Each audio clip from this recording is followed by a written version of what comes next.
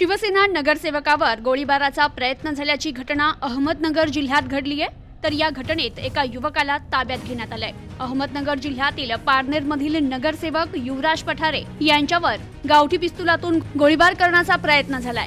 तर ही घटना त्यांच्याच हॉटेल दिग्विजयमध्ये घडली आहे। हॉटेलमध्ये आलेल्या काही युवकांपैकी एका युवकानं त्याच्याकडील पिस्तूल काढून नगरसेवक पठारे यांच्या दिशेने रोखले। मात्र युवराज पठारे यांच्या सोबत असलेले भरत गट यांनी युवकाच्या हातातून पिस्तूल हिसकावून घेतल्याने मोठा अनर्थ टळलाय। युवराज पठारे हे शिवसेनेचे नगरसेवक असून ते अलीकडच्या काळात विखे यांचे समर्थक असल्याचं मानलं जात आहे। पारनेरमध्ये पठारे यांचं हॉटेल दिग्विजय असून तेथे काही युवक येऊन बसले होते। दरम्यान युवराज पठारे आणि त्यांचे सहकारी त्या हॉटेलमध्ये आल्यावर संबंधित युवकांमधील एकानं उठून युवराज पठारे यांच्या दिशेने येत स्वतःकडील गावठी पिस्तूल काढलं।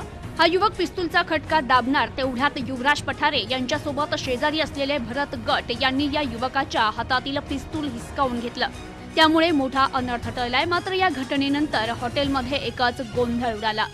तर या गोंधळाचा फायदा घेत गोळीबाराचा प्रयत्न करणारा युवक यश जाधव आणि त्याच्यासोबत असलेले साथीदार हे तेथून निघून गेले। घटनेची माहिती मिळताच पोलीस घटनास्थळी दाखल झाले। मात्र हा प्रकार नेमका कशातून घडला याची माहिती पोलीस घेत आहेत। Bureau report news today 24 Parner Ahmednagar.